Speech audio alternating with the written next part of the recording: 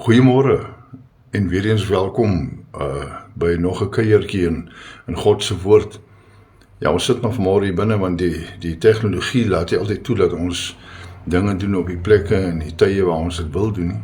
Ons het mos maar afhanklik geraak daarvan vir die beskikbaarheid en die funksionaliteit daarvan. Maar ek wil vanoggend met u gesels uit Genesis 2 vers 7. En die Here God het die mens geformeer uit die stof van die aarde en in sy neus die asem van die lewe geblaas. So het dan die mens 'n lewende siel geword. Wat 'n ongelooflike wonderwerk is dit nie. Dit is 'n nimmer eindigende siklus van gee en ontvang wat begin het. Saai en maai, gee en ontvang. Sakemanne en persone wie in leidende rolle funksioneer, verstaan die beginsel baie goed van gee en neem, of gee om te ontvang. Wat 'n wonderlike proses. As ons kyk in die natuur, dan sien ons dat daardie beginsel in alle gevalle in plek is.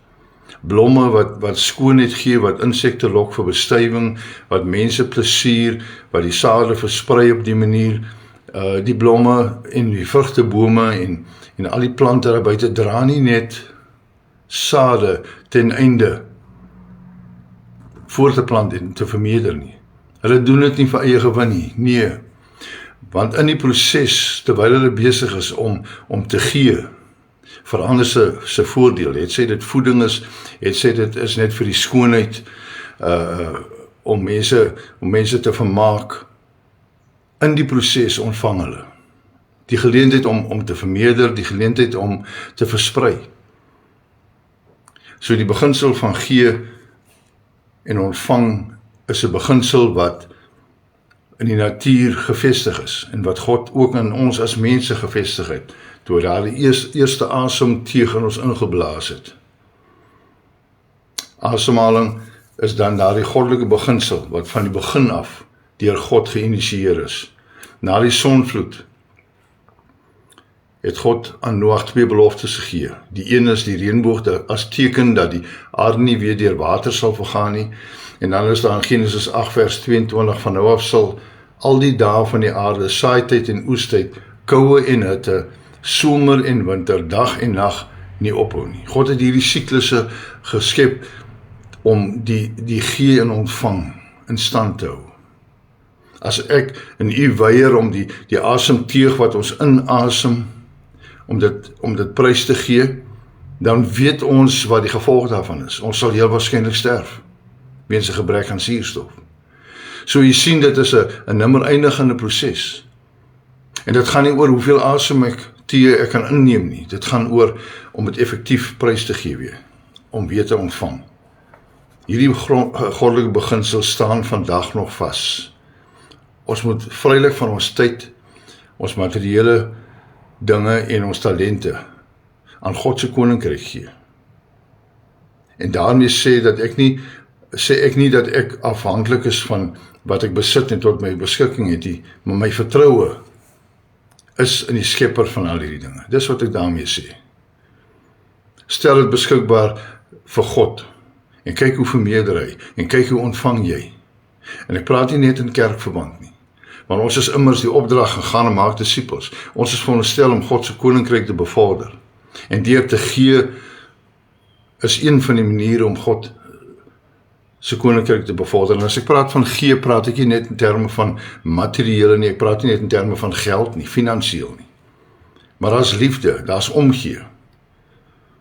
Daar's versorging, daar's soveel fasette van gee wat ons kan uitleef ten einde te kan ontvang. Ons moet leer om betyds te saai en nie te wag tot krisisse opdaag en dan uitroep, o Here, waar is u? Here, help nie. God word nie beweeg deur vrees nie, slegs deur geloof en gehoorsaamheid. En al hoe ons liefde aan God kan bewys is deur te glo in hom en deur gehoorsaam te wees aan sy opdragte, sy bevele en sy woord. Ons oes in 'n ander seisoen.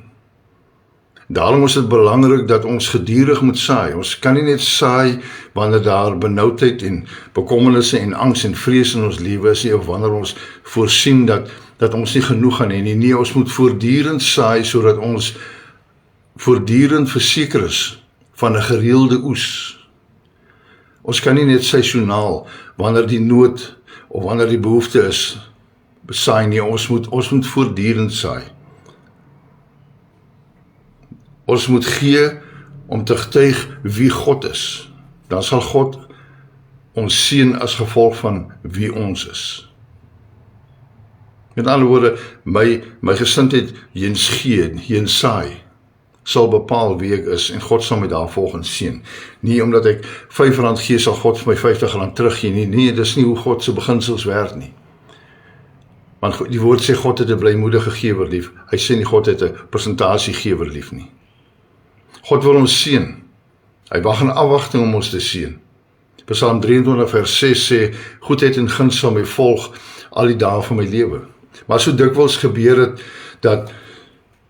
dat wanneer ons goedheid en guns begin ervaar, dan kom die vyand en dan kom ons vlees en die samelewing en draai ons fokus weg van hierdie vers. En dan begin ons goedheid en guns te jaag. En dis nogal iets wat ek geleer het in my eie en in baie mense se lewens wat ek waargeneem het, dat dit nie iets is wat maklik gevang kan word nie. Dis iets wat jou vrywilliglik volg as jy die Here dien, as jy in die Here glo, as jy op die Here vertrou. God sal mense op jou pad stuur as hy jou wil seën. God sal geleenthede op jou pad stuur as hy jou wil seën. Die duiwel sal mense ook op jou pad stuur om jou te laat twyfel, om jou angstig te maak, om jou hoogmoedig te maak, om jou hebsugtig te maak. So ons moet versigtig wees en ons moet vra dat die Gees ons sal lei en wysheid sal gee, om 'n gees van onderskeiding te hê en dit wat ons ervaar in ons lewe. Daar's twee tipes mense in die lewe. Daar's die wat gee en daar's die wat ontvang.